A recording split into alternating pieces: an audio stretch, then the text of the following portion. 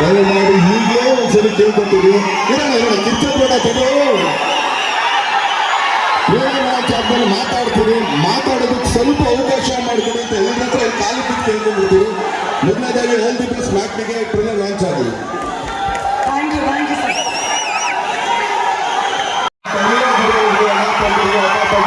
ಹಾಗೆ ಎಲ್ಲರೂ ಪ್ರೀತಿಯ ಸೆಲೆಬ್ರಿಟಿಗಳು ನಮಸ್ಕಾರ. ಮೊದಲನೇದಾಗಿ ಒಂದೇ ಒಂದು ರಿಕ್ವೆಸ್ಟ್, ದಯಮಾಡಿ ತಿರ್ಸ್ಕೊಳ್ಳೋಕ್ಕಿಂತ ಒಂದು ನಿಮಿಷ ಒಬ್ಬರು ಪ್ರೊಡ್ಯೂಸರ್ ಇಷ್ಟು ಕಾರ್ಯಕ್ರಮ ಮಾಡೋದಕ್ಕೆ ಯಾರು ಪುಕ್ಸಟ್ಟೆ ಕೊಡೋಣ. ಒಂದು ನಿಮಿಷ ನೀವು ಕಿರ್ಚಾಡೋದು ಹರ್ಚಾಡೋದು ಆಮೇಲೆ ಇರಲಿ. ಯಾಕೆಂದ್ರೆ ಬಂದಿರೋದಕ್ಕೆ ಎರಡು ಮಾತಾಡೋದಕ್ಕೆ ನಾನು ಸ್ವಲ್ಪ ಅವಕಾಶ ಮಾಡಿಕೊಟ್ರೆ ಅವ್ರು ಇವತ್ತು ಇಲ್ಲಿ ಖರ್ಚು ಮಾಡಿರೋ ದುಡ್ಡುಗಾರ ಒಂದು ಬೆಲೆ ಸಿಗುತ್ತಾನ. ದಯಮಾಡಿ ಅರ್ಥ ಆಯ್ತಾನ. ಮೊದಲನೇದಾಗಿ ಮ್ಯಾಗ್ನೆಟ್ ಸಿನಿಮಾ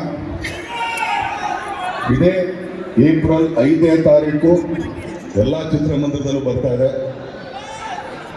ತಮ್ಮ ಪ್ರೀತಿ, ಪ್ರೋತ್ಸಾಹ, ಆಶೀರ್ವಾದ ಈ ಸಿನಿಮಾ ಮೇಲೆ ತೋರಿಸ್ರಿ. ಏನಕ್ಕೆ ಅಂತಂದ್ರೆ ಮ್ಯಾಗ್ನಿ ಸಿನಿಮಾ ಅಂದ್ಬಿಟ್ಟು ಮ್ಯಾಗ್ನೆಟ್ ಟೈಮ್ ಹೋಗ್ಬೇಡಿ, ಮಾನುಷ್ಯಗೆ ಹೋಗ್ರಿ.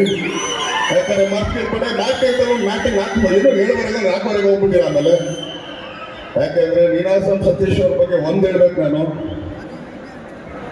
ನೀಲಕಂಠೇಶ್ವರ ನಾಟ್ಯ ಸಂಘ, ನೀನಾಸಂದು ಫುಲ್ ಫಾರ್ಮ್ ಬಂದು ಅದೇ, ಅದ್ರದ್ದು ಆಕ್ಚುಲಿ ಶಾರ್ಟ್ ಫಾರ್ಮ್ ಬಂದು ನೀನಾಸಂ ಅಷ್ಟೇ ಇದೆ.